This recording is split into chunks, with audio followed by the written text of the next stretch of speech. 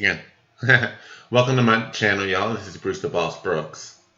And I gotta say, I'm really worried in this time of censorship.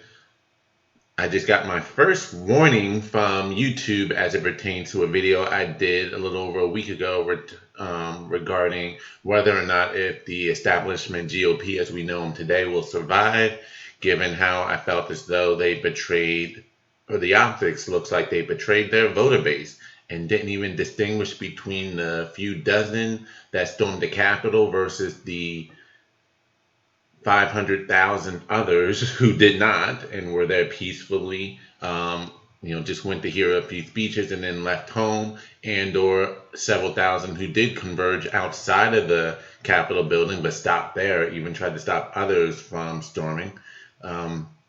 And not even trying to hear the concerns of the irregularities, from the men and women in Congress.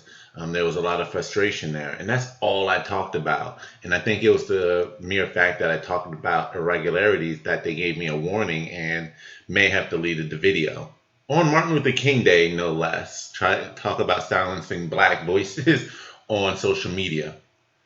First, BigTech did a trial run by banning Alex Jones and Milo to see what they can get away with.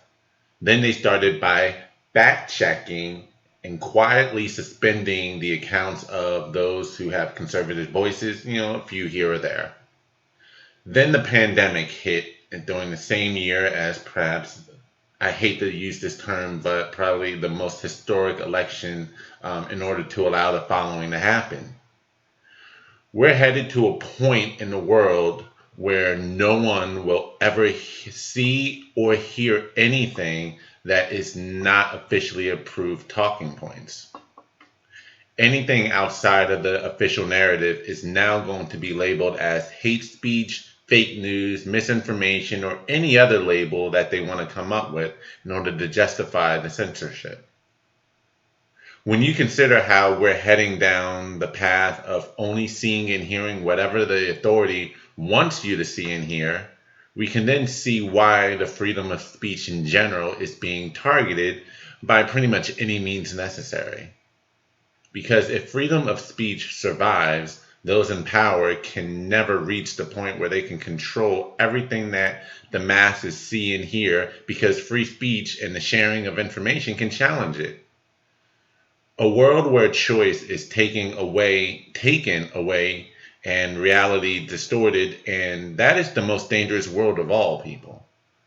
Censorship is the first act of a criminal system desperate to cover up its ill doings from the people that it's trying to control.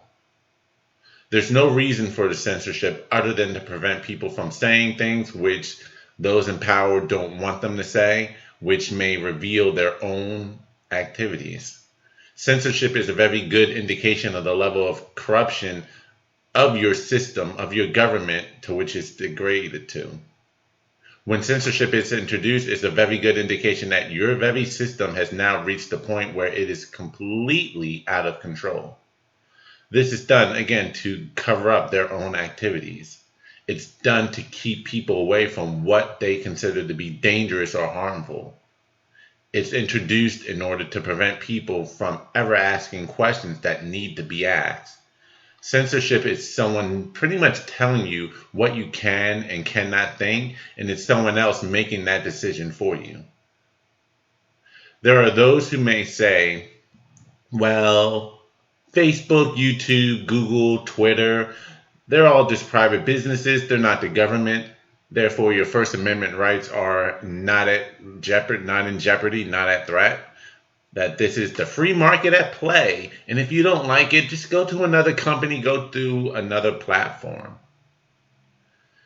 I guess you can think of the internet as the new town square, especially in this day and age where, for one thing, town squares are no longer a thing, and especially now with this pandemic, they're preventing mass gatherings outside of Walmart, outside of the Walmarts and the Targets of the world. So as far as the social media outlets, social media apps where the majority of people communicate, Facebook, Twitter, YouTube, Reddit, and Instagram, they already control over 78% of the market share of just social media apps. not to mention Google itself, which owns YouTube, but Google is an entity in and of itself that pretty much controls and runs the internet and the information that flows through it and the information that you can get from it.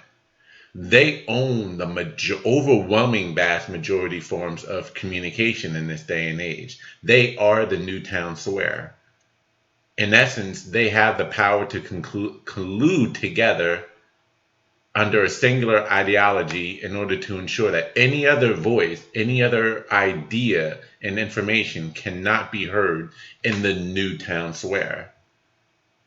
When you do try to go to another private platform, to another business that's not part of the cabal, they then get together to do what they can to shut down that other platform, like they did, we saw with Parler.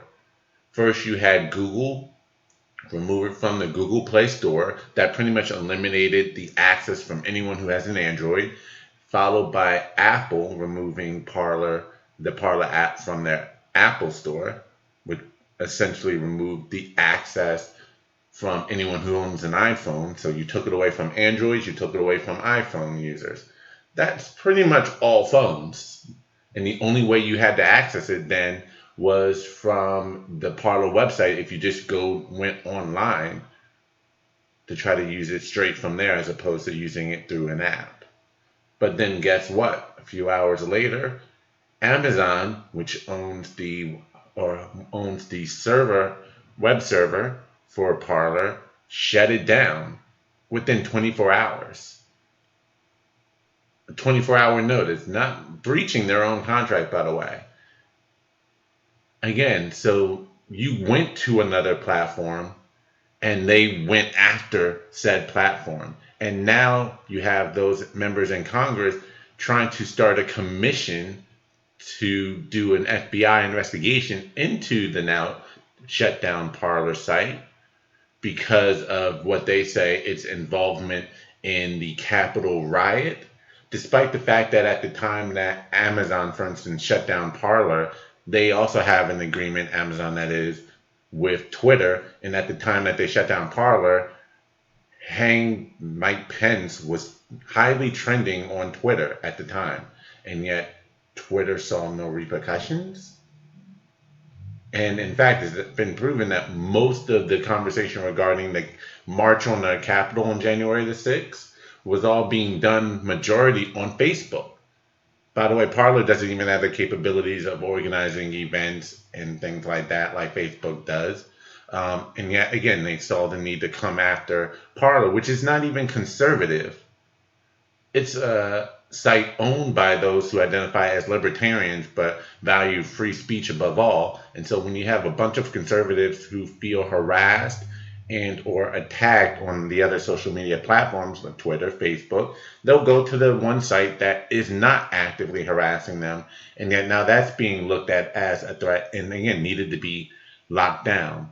They are trying to control all levels of communication, access, information. That's where we're headed, people. Wake up, be aware of what's going on, do your research. Ignorance is still a choice, and ignorance is still a prison that many in humanity are kept in.